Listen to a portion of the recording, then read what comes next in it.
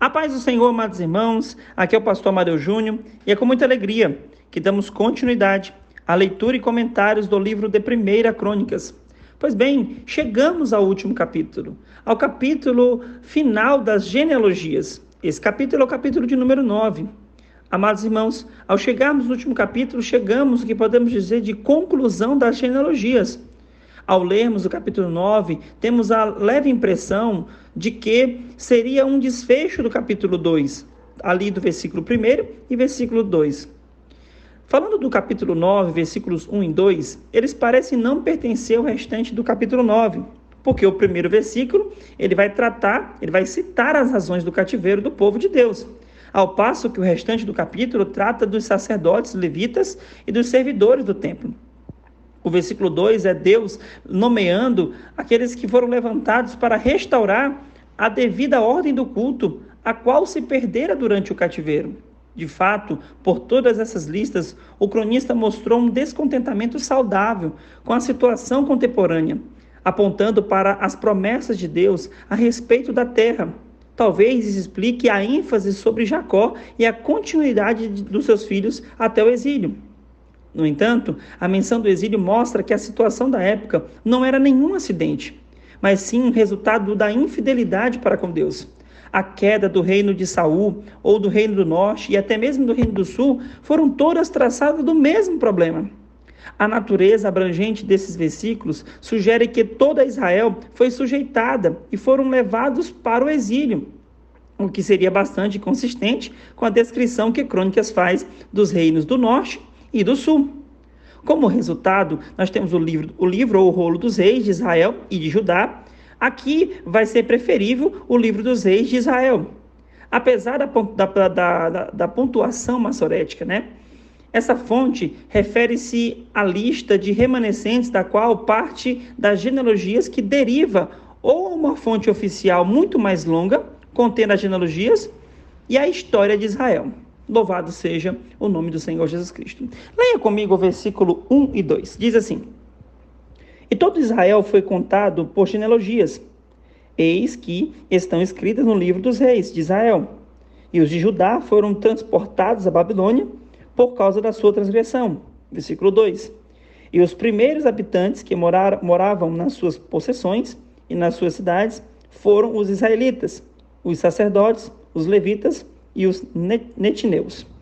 Daí os irmãos dão continuidade. Louvado seja o nome do Senhor Jesus.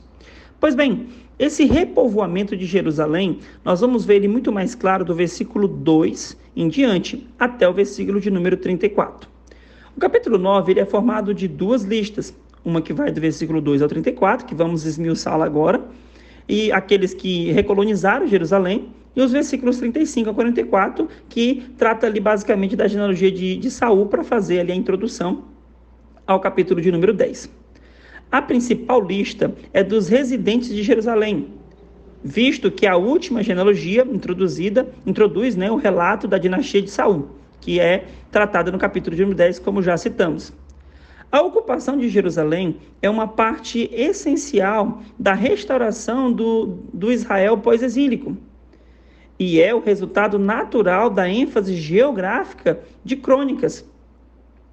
Ali, por exemplo, como podemos ver no versículo de número 2. Especialmente a genealogia de Judá e Benjamim, que são mais tratadas acerca das questões geográficas dessas duas tribos. A lista quase certamente deve ser lida como uma unidade, ainda que seu conteúdo seja desigual e mostre diferença substancial em relação a Neemias capítulo 11.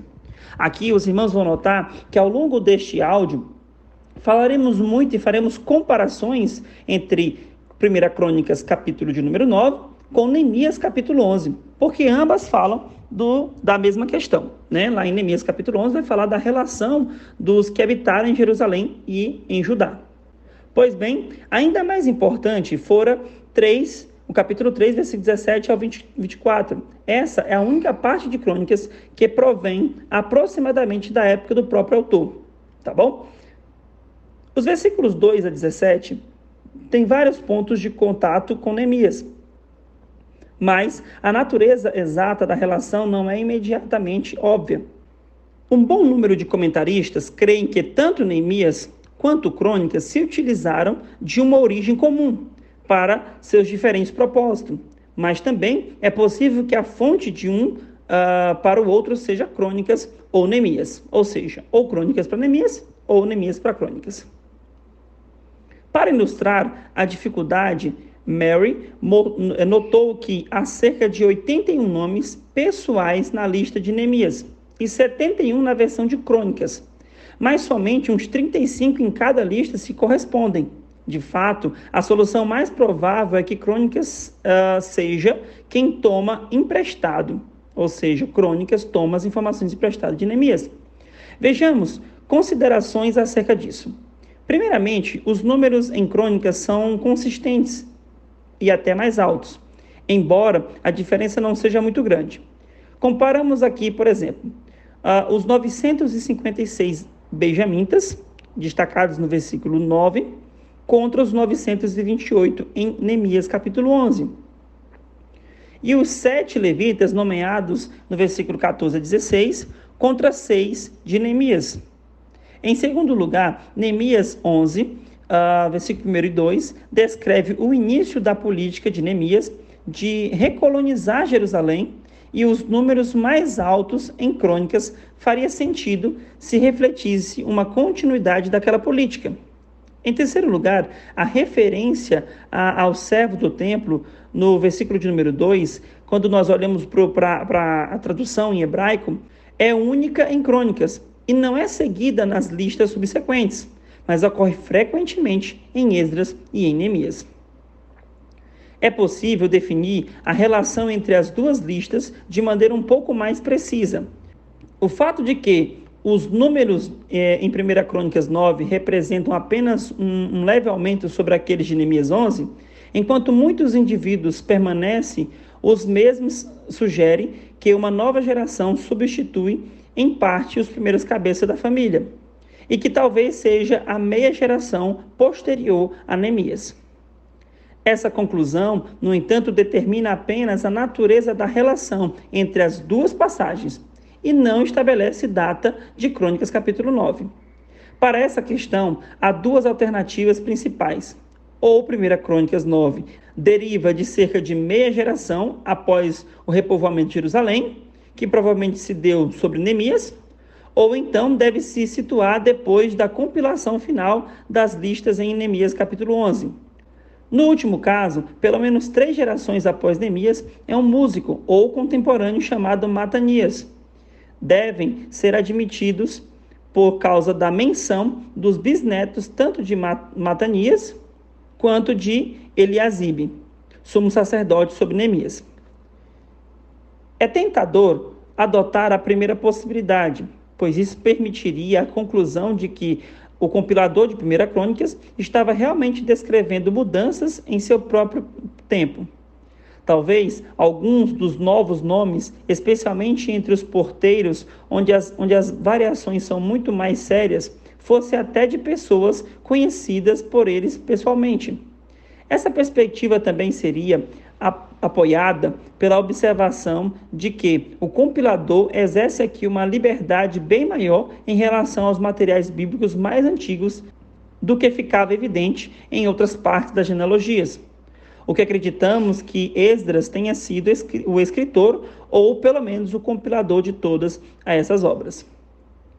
Pois bem, os versículos 2 ao 34 são um sinal seguro de que a restauração de Israel e de Jerusalém foi um processo contínuo.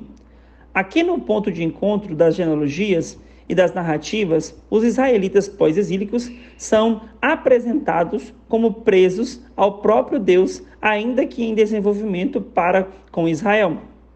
Eles são herdeiros das gerações que descendem de Abraão, como destacou o capítulo 1, e das 12 tribos, como destacou do capítulo 2 ao capítulo de número 8. Seguramente não há nenhum engano em que Efraim e Manassés, destacado no versículo 3, sejam acrescentados a Neemias 11, ainda que não seja informação atualizada sobre os seus povos, seu retorno da terra prometida. O versículo 2 é particularmente a Jerusalém. O versículo 3 até 34 é um sinal claro e visível de que Israel sobreviveu ao exílio. O juízo divino sobre a infidelidade de Israel não tinha, afinal de contas, dado um fim à história de Israel. Ao contrário, as genealogias que antes pareciam mortas estão vivas de novo. Assim como destacou a palavra de Deus em Ezequiel capítulo 34, que disse que o Senhor renovaria os ossos secos. E o cronista e sua comunidade são testemunhas vivas de uma esperança com raiz na própria criação da humanidade. Pensa comigo, o cronista, juntamente com aquelas pessoas que tiveram ali naquela reformulação, puderam presenciar a promessa de Deus descrita em Ezequiel capítulo 37, onde ele disse que ele faria com que os ossos secos fossem restaurados. Queridos, o que esse povo está vivendo nesta época é o cumprimento da promessa de Deus de uma forma extraordinária. Bom, tudo isso significa que Crônicas levou a história de Israel a um estágio além daquele que em 1º e 2ª Reis. Embora a 2ª Reis termine com uma nota de esperança genuína ali no capítulo de número 25, a partir do versículo 27 em diante, ela é contida somente a Israel e ainda está no exílio ainda, o povo ainda estava preso, o povo ainda estava cativo. Era uma promessa que Deus estava fazendo a um povo que ainda estava ali aprisionado. Mas agora o inverno acabou e estas listas são um sinal definitivo de que a primavera já está começando. Louvado seja Deus. Então, quando a gente olha para a promessa feita em 2ª Reis, a um povo que ainda estava cativo, agora em Crônicas a gente olha para Deus fazendo se cumprir cada uma das suas palavras para um povo agora que está de volta à sua terra. Israel, de 1ª Crônicas, capítulo 9, era um cumprimento visual da esperança profética. Louvado seja o nome do Senhor Jesus Cristo. Embora esses nomes sejam agora amplamente desconhecidos, um sentimento real de comoção surge de uma comunidade que vê a história e a história divina se desdobrar diante dos seus próprios olhos. Você sabe o que é essas pessoas poderem ver a glória de Deus, as profecias e a palavra de Deus se cumprir diante dos seus olhos? Pois bem, um dia nós vamos ver muitas promessas que Deus já fez se cumprir diante dos nossos olhos. Louvado seja Deus. Não que tudo já estivesse completo aqui. Não é isso que nós estamos querendo dizer. Estamos querendo dizer que Deus estava cumprindo a sua promessa e quem ele cria no Senhor estava vendo isso com seus próprios olhos. O cronista para ele deve ter sido doloroso, né, ter a consciência disso. Mas a sua ênfase na questão pessoal e na atividade do templo naturalmente aponta para a sua grande preocupação com o templo do Senhor, ou seja, com a vontade de Deus. E a sua esperança de que a oração inspirada pelo templo traria uma cura e restauração completa para toda a terra de Israel. Portanto, o autor de Crônicas via a sua geração muito diferente do que apenas espectadores desamparados na sua realidade e do propósito de Deus. Eles tinham a oportunidade de ser participante, de exercer a fé naqueles propósitos ao continuar repovoando Jerusalém e dando prioridade aos detalhes do culto do templo, como destaca do versículo 10 e 34, e repovoar ainda as cidades, como nós podemos ver aqui no versículo de número 2.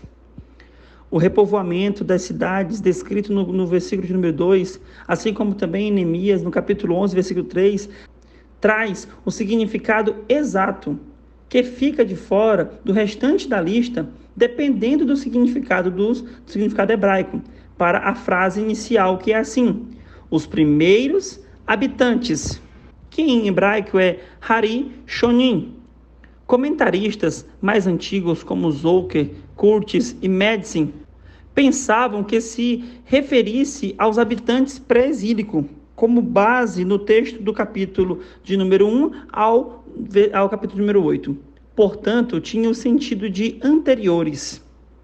Outros traduzem como primeiros, com referência àqueles que voltaram em 1538 a.C., em resposta direta ao edito de Ciro, ou mesmo como chefe, com uma palavra comparável em Neemias 11, versículo 3.